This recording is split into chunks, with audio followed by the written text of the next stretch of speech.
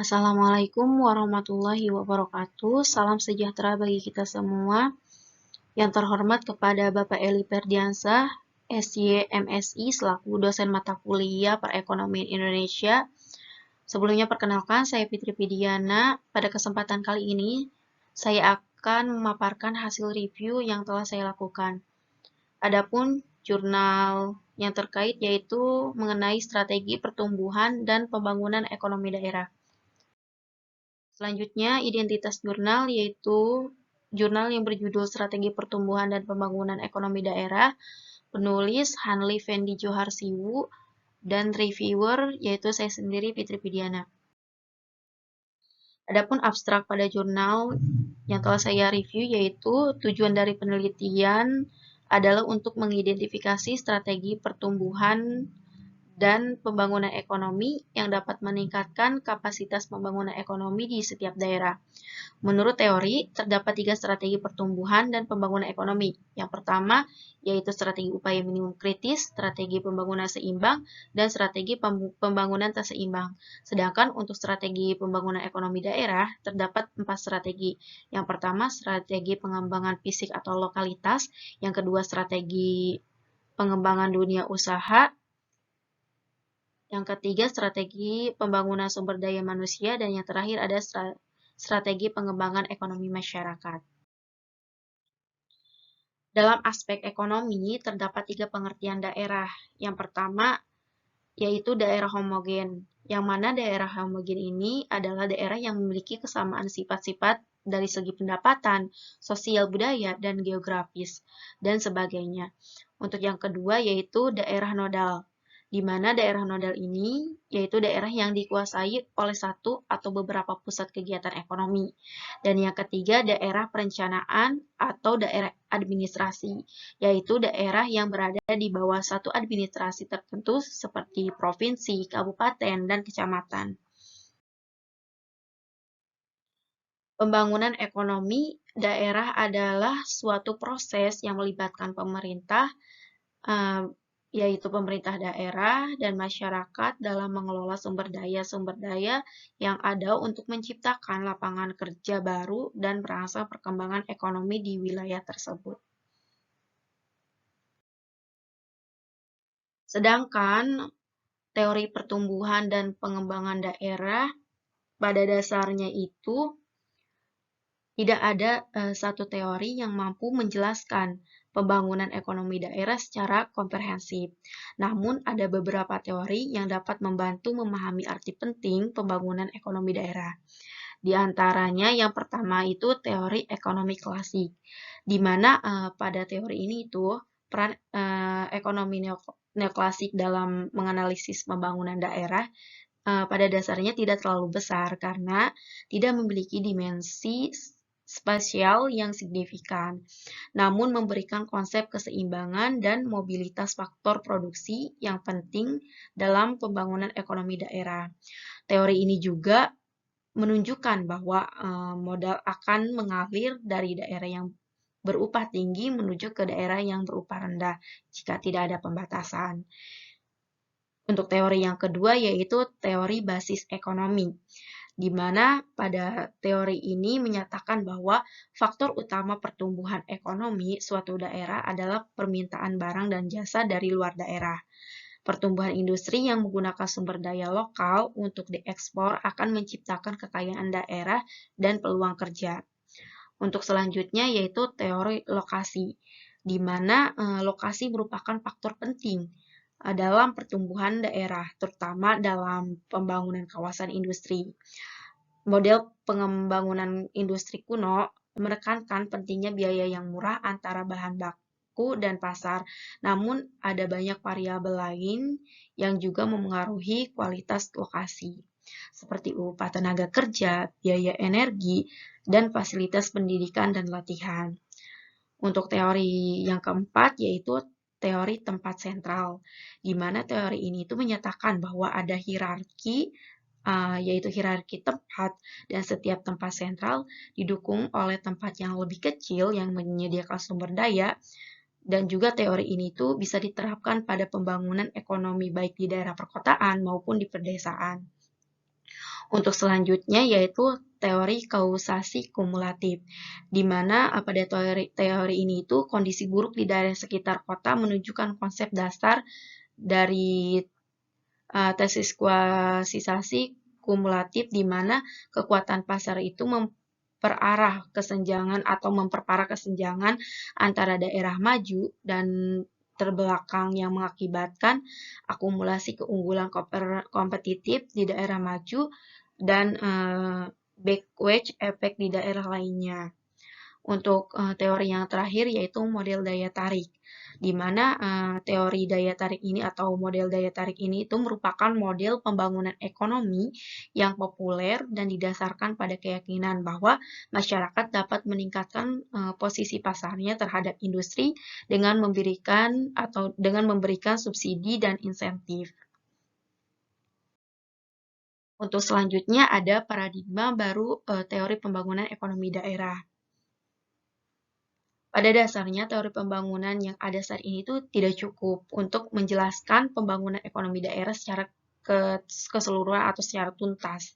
Oleh karena itu, perlu adanya pendekatan alternatif yang merupakan sintetis dari perumusan kembali konsep-konsep yang telah ada untuk merumuskan kerangka pikir dan juga rencana tindakan dalam konteks pembangunan ekonomi daerah.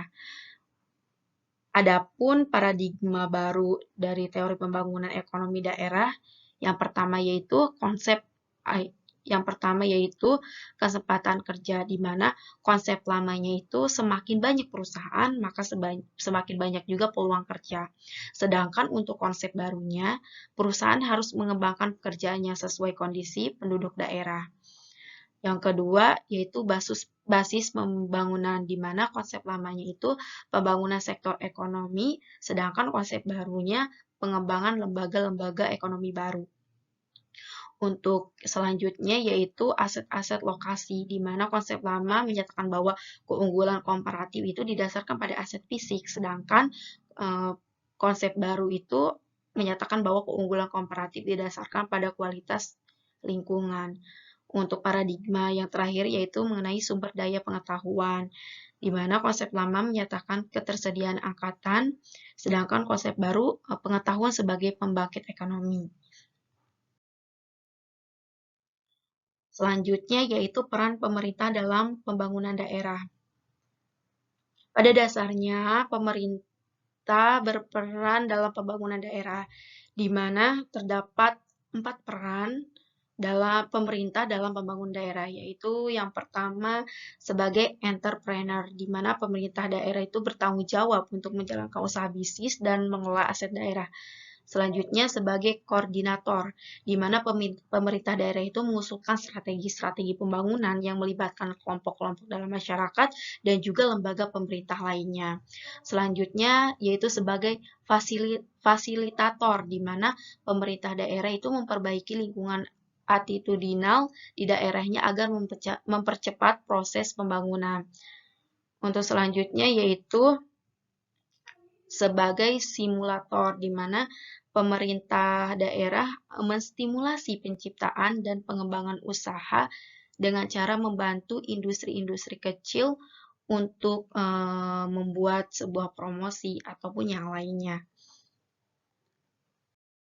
Selanjutnya yaitu strategi pertumbuhan dan pembangunan ekonomi, di mana terdapat 3 strategi. Yang pertama strategi pertumbuhan dan pembangunan ekonomi atau strategi upaya minimum kritis, di mana dalam strategi ini dalam tahap transisi dari keadaan keterbelakangan ke keadaan yang lebih maju, diperlukan suatu kondisi di mana suatu perekonomian itu harus mendapatkan rangsangan pertumbuhan yang lebih besar di atas batas minimum kritis tertentu.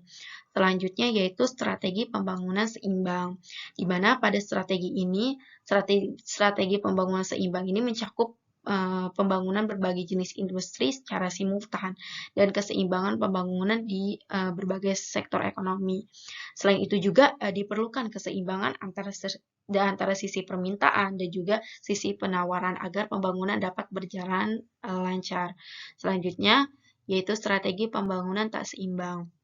di mana pada strategi pembangunan tak seimbang ini adalah pola pembangunan yang lebih cocok untuk mempercepat proses pembangunan di NSB dengan tujuan untuk mempertinggi efisiensi penggunaan sumber daya yang tersedia dan menciptakan gangguan dan sehingga menjauhkan gangguan-gangguan dalam kegiatan ekonomi yang ada.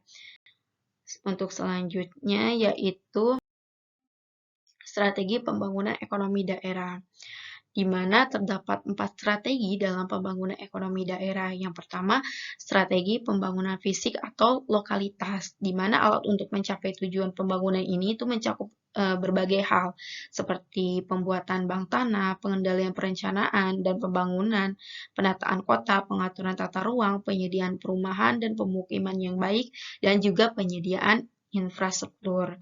Untuk selanjutnya yaitu strategi pengembangan dunia usaha. Adapun alat yang dapat digunakan untuk mengembangkan dunia usaha adalah menciptakan iklim usaha yang baik dan juga membangun pusat informasi terpadu, mendirikan pusat konsultasi dan pengembangan usaha kecil, membuat sistem pemasaran bersama, dan membentuk lembaga penelitian dan pengembangan. Untuk selanjutnya yaitu strategi pengembangan sumber daya manusia. Adapun cara-cara yang dapat dilakukan antara lain yaitu customized training, pembuatan bank keahlian, penciptaan iklim yang mendukung bagi perkembangan lembaga pendidikan dan keterampilan, dan juga pengembangan lembaga pelatihan bagi penyandang cacat dan sebagainya. Untuk yang terakhir yaitu strategi pengembangan ekonomi masyarakat, di mana dalam kegiatan pengembangan masyarakat atau pemberdayaan masyarakat itu adalah upaya untuk mengembangkan suatu kelompok masyarakat tertentu dengan menciptakan manfaat sosial melalui proyek untuk memenuhi kebutuhan usahanya. Adapun untuk selanjutnya yaitu kontribusi akademik dari jurnal yang telah direview, yaitu pada artikel jurnal tersebut memberikan pandangan dan strategi dalam mempercepat pertumbuhan dan pembangunan ekonomi di suatu daerah. Selain itu juga, jurnal tersebut memberikan wawasan baru atau data empiris dalam mendukung argumen dan strategi yang diajukan. Untuk selanjutnya yaitu kelebihan dan kekurangan. Adapun kelebihan dari jurnal tersebut, yang pertama, jurnal tersebut memiliki kelebihan yaitu mendeskripsikan teori dengan detail. Dan adapun kekurangannya, penulisan isi jurnal yang tidak struktur dan juga penempatan tulisannya tidak sesuai dan kurang efektif. Adapun kesimpulan dari jurnal yang telah direview yaitu pentingnya menerapkan strategi pertumbuhan dan pembangunan ekonomi daerah tidak dapat diabaikan dalam upaya mempercepat kemajuan ekonomi suatu daerah. Maka peran pemerintah sangatlah krusial atau sangat penting dalam mendorong dan meningkatkan kapasitas pembangunan ekonomi daerah dengan mempertimbangkan kondisi dan juga potensi yang ada di setiap daerah. Mungkin itu saja yang dapat saya sampaikan. Kurang lebihnya mohon maaf. Wassalamualaikum warahmatullahi wabarakatuh.